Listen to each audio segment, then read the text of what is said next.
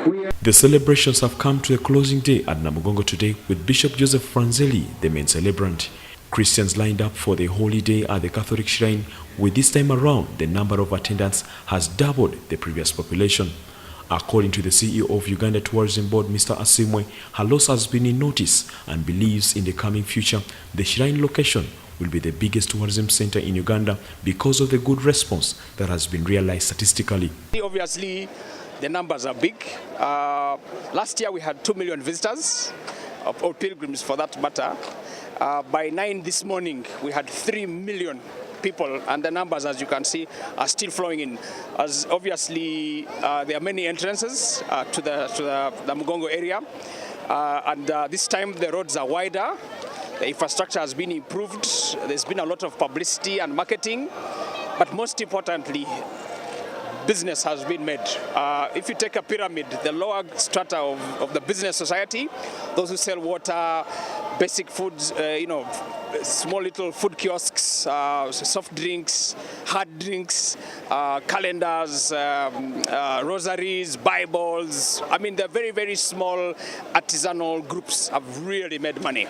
Now, if you go up the pyramid, the people who own restaurants, hotels, and the bigger accommodation areas have all been booked. The entire satellite area of Namugongo, Tinda, there's no accommodation whatsoever. And then, obviously, the big spenders came in by air. We had a group of international pilgrims who came into Uganda. And so I'm very excited that we've moved a notch higher because this is something we started to promote from a tourism perspective last year. Secondly, there's been a significant appreciation of the... You see, Namugongo is the climax, but there were many other areas where the young men and women were martyred, and we have over 24 shrines and sites in the country where this happened. And even more interesting is that we had Muslims, Catholics, and Protestants dying for a spiritual cause.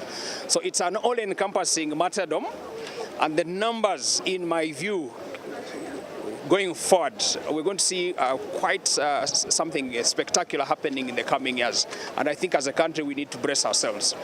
I need to point out that Namugongo on June the 3rd is just the climax. It's like you talk about Bethlehem on December 25th.